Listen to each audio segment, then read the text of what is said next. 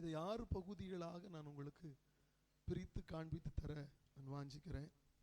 சங்கீத பகுதிக்கு தலைப்பு கொடுக்கப்படாவிடிலும் இந்த வசனத்தை நான் வாசிக்கும் போது திரும்பி பார்க்கப்படுகிற ஒரு அனுபவத்தை இந்த சங்கீத பகுதி நமக்கு சுட்டி காட்டி தருகிறது.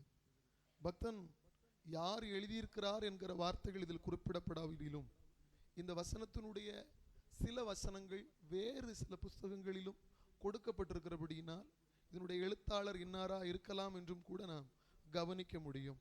இதே பகுதியினுடைய வசனங்கள் நாம் வாசித்த சங்கீதம் 105 1 முதல் அதனுடைய 15 வசனங்கள் கொண்ட இதே வார்த்தைகளை நீங்கள் 1 நாளாகமும் 16ஆம் அதிகாரம் 8 முதல் 22 வரையிலும் நீங்கள் கவனிக்க முடியும். இதே வார்த்தைகள் இங்கு முதலாவது பேசப்பட்டிருக்கிற இதே வார்த்தைகளை 1 நாளாகம் 16ஆம் அதிகாரத்திலும் பக்தன் தாவீது உடன்படிக்கை பெட்டியை கொண்டு வரும்போது அவன் தன்னுடைய தேவனுக்கு நன்றி பாடலாக பாடுகிற ஒரு வேத பகுதியாகவும் நாம் அங்கு பார்க்க முடியும். அது சொல்லப்பட்டிருக்கிறது. அந்த 1 நாளாகம் 16ஆம் அதிகாரத்தினுடைய முதலாவது வசனமும் 7வது வசனமும் நீங்கள் கவனிக்கும் போது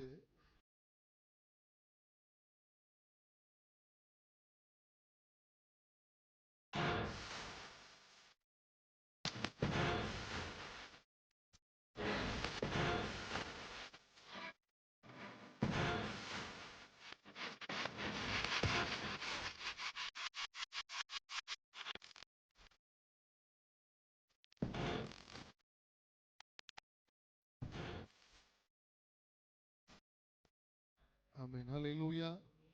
இந்த வார்த்தையை நாம் முன்வைத்து பார்க்கும்போது 105வது சங்கீதத்தை பக்தன் தாவீது எழுதியிருக்கலாம் என்கிறது வேத பண்டிதர்களுடைய கருத்தாக நாம் இதை கவனிக்க முடியும். இந்த சங்கீத பகுதியிலே ஆதியாகமும் 28ஆம் அதிகாரம் 13ஆம் வசனம் தொடங்கி செய்தி சுருக்கமாக ஆதியாகமும் 28ஆம் அதிகாரம் 13ஆம் வசனம் தொடங்கி யோசுவாவினுடைய 11ஆம் அதிகாரம் 23ஆம் வசனம் வரைக்கும் நீங்கள் கவனிக்க முடியும்.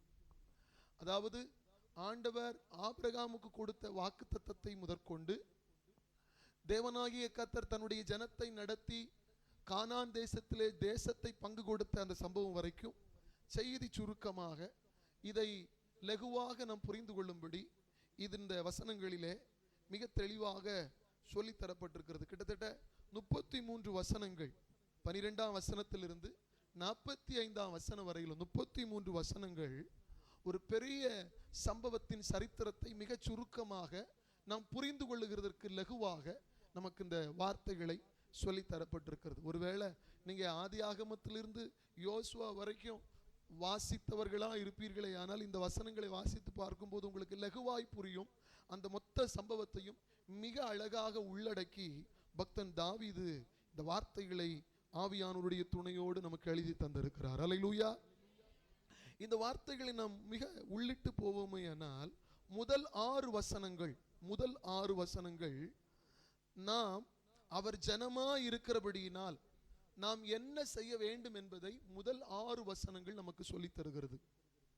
முதல் 6 வசனங்கள் நாம் அவர் ஜனமாய் இருக்கிறபடியினால் நாம் செய்ய வேண்டியது என்ன அப்படின்னு 8 காரியங்களை சொல்லித் தருகிறது. அதில் முதலாவது அவருடைய நாமத்தை பிரஸ்தாபமாக்குங்கள், ஜனங்களுக்குள்ளே பிரசித்திப்படுத்துங்கள். 2வது வசனத்தில் அவரை கீர்த்தனம் பண்ணுங்கள். தொடர்ந்து கீழே சொல்லப்பட்டிருக்கிறது அதிசயங்களை எல்லாம் தியானித்து பேசுங்கள். 3வது வசனத்தில் சொல்லப்பட்டிருக்கிறது பரிசுத்த நாமத்தை குறித்து மேன்மை பாராட்டுங்கள். 4வது வசனத்தில் சொல்லப்பட்டிருக்கிறது அவருடைய வல்லமையையும் நாடுங்கள், அவருடைய சமூகத்தை நித்தமும் தேடுங்கள்.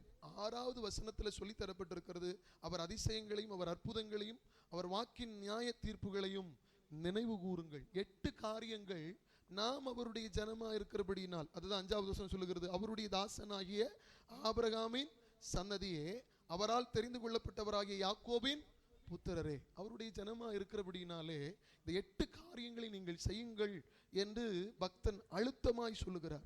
ஏன் இவ்வளோ அழுத்தமாய் சொல்லணும்னா, பக்தன் தேவனை எப்படி பார்த்திருக்கிறார் என்றால் அவர் உண்மை உள்ள தேவன் என்பதை அவர் பார்த்திருக்கிறார். அல்லேலூயா.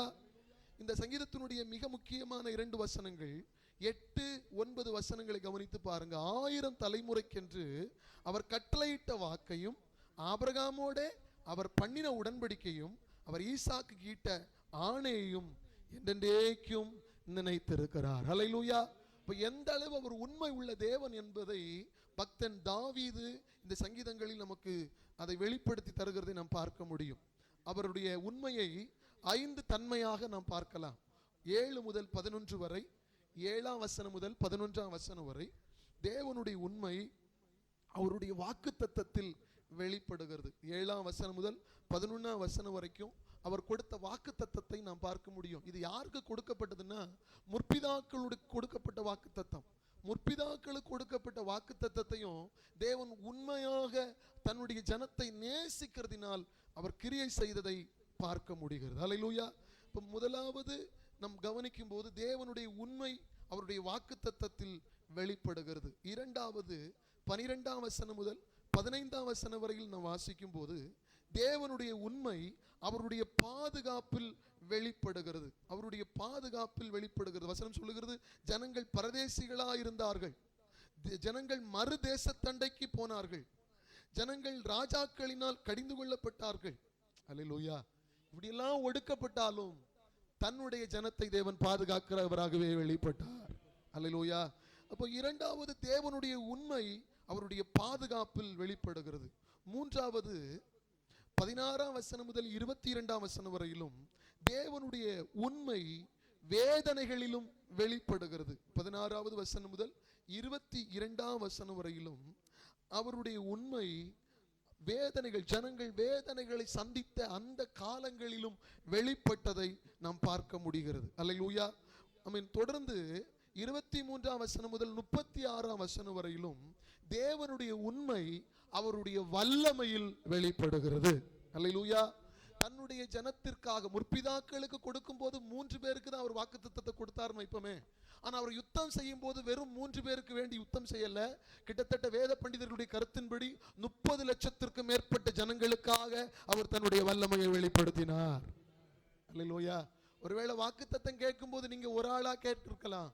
அதை அவர் நிறைவேற்றும் போது உங்கள் ஒருத்தருக்காய் அல்ல, உங்கள் தலைமுறை தலைமுறையாக எத்தனை திரளான ஜாதிகளை நீங்கள் கொண்டவர்களா, எத்தனை திரளான கூட்டத்தை நீங்கள் கொண்டவர்களா இருந்தாலும் அத்தனை பேருக்காகவும் அவர் தன்னுடைய வல்லமையை வெளிப்படுத்துகிறவராக இருக்கிறார். அல்லேலூயா. அதுதான் அவருடைய வல்லமையாக இந்த 23ஆம் வசனத்திலிருந்து 36ஆம் வசனம் வரையிலும் நாம் பார்க்க முடிகிறது. 37ஆம் வசனம் முதல் 42ஆம் வசனம் வரையிலும் தேவனுடைய உண்மை அவர் பராமரிப்பில் வெளிப்படுகிறது. தன்னுடைய ஜனத்தை அவர் எந்த அளவு நேசித்திருக்கிறார் என்கிறதை, அவர் எவ்விதமாய் நடத்தினார் என்பதை, அவர் பராமரித்தது எப்படி என்பதை நாம் கவனிக்க முடிகிறதாக. நம்முடைய தேவன் மிகுந்த இரக்கமுள்ளவரானபடியினால் நாம் நம்முடைய தேவனோடு இணையும் போது அவர் கொடுத்த வாக்குத்தத்தத்தை நிறைவேற்றும்படி உண்மை உள்ள தேவனாய் வெளிப்படுகிறார். அல்லேலூயா. மறுபடியும் அந்த வார்த்தைகளை நினைப்படுத்துகிறேன். தேவனுடைய உண்மை அவருடைய வாக்குத்தத்தத்தின் மூலமாய் வெளிப்படுத்தப்பட்டிருக்கிறது. தேவனுடைய உண்மை அவருடைய பாதுகாப்பின் மூலமாய் வெளிப்படுத்தப்பட்டிருக்கிறது. தேவனுடைய உண்மை ஜனத்தினுடைய வேதனைகளின் நடுவிலும் வெளிப்படுத்தப்பட்டிருக்கிறது. தேவனுடைய உண்மை அவர் வல்லமையில் வெளிப்படுத்தப்பட்டிருக்கிறது. தேவனுடைய உண்மை அவர் ஜனத்தை நடத்தி பராமரித்ததில் வெளிப்படுத்தப்பட்டிருக்கிறது. சத்தத்தை கேட்கிற தேவ சபையே, நாம் நம்முடைய தேவனோடு பக்தன் சொல்லி தந்தது போல முதல் 6 வசனத்தினுடைய காரியங்களை நாமும் கையாண்டு தேவனோடு இசைய ஆரம்பிப்போமையானால் தேவன் கொடுத்த வாக்குத்தத்தத்தில் உண்மை உள்ளவராயிருந்து நம்மையும் அவர் கரம் பிடித்து நடத்துகிறவர் மாத்திரமல்ல, வாக்குத்தத்தத்தை நிறைவேற்றுகிறவராய் மாத்திரமல்ல, பாதுகாக்குகிறவராய் மாத்திரமல்ல, வல்லமையாய் கிரியை செய்கிறவராய் மாத்திரமல்ல, நம்மை பராமரிப்பதற்கும் போதுமான கர்த்தராய் இருக்கிறார். அல்லேலூயா. தர்மையான சங்கீத பகுதியை தந்த தேவனுக்கு ஸ்தோத்திரங்களை ஏறெடுப்போம்.